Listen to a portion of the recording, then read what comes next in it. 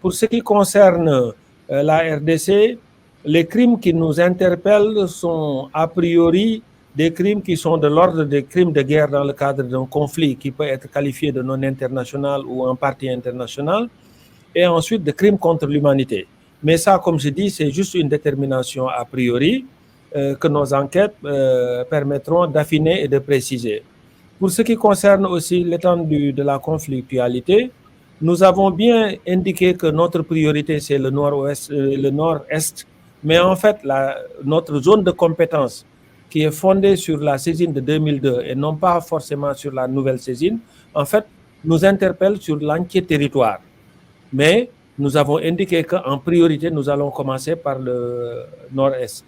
Il y a eu des enquêtes préliminaires, il y a eu aussi des mandats d'arrêt contre des FDLR qui seraient en fuite.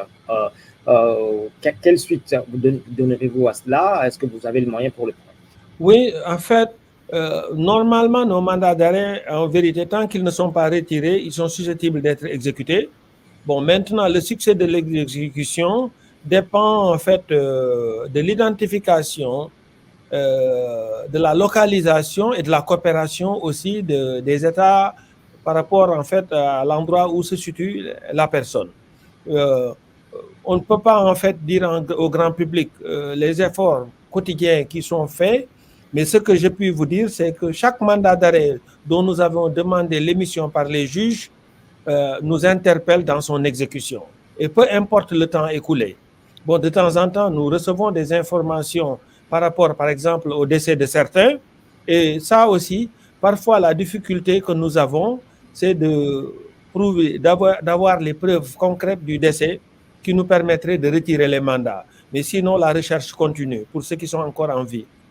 Le Rwanda est accusé par Kinshasa de soutenir le M23 et Kigali accuse à son tour Kinshasa de soutenir les FDLR. Quel type d'enquête pouvez-vous mener? Et même si les enquêtes se terminent, le Rwanda n'est pas signateur du traité de Rome. Que pouvez-vous faire contre les Rwandais? Si un État parti nous saisit, et parfois même un État parti ne nous saisit pas, mais le Conseil de sécurité nous saisit, mais dans l'espèce, ça peut donner fondement à notre compétence.